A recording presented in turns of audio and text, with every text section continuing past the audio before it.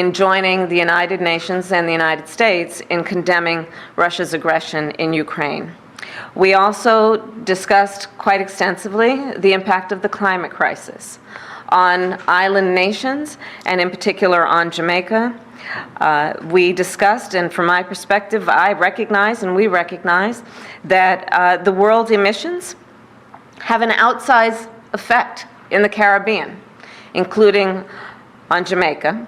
And I thank the Prime Minister for his leadership in that regard, and we are eager to partner with the Prime Minister on what we can do to invest and prioritize climate resilience, but also an investment in renewable energies, understanding that this is about energy sources, and it is also about human capital and development and supporting the economy there. So, in conclusion, I will say that the United States and Jamaica continue to be close friends with many, many issues in common.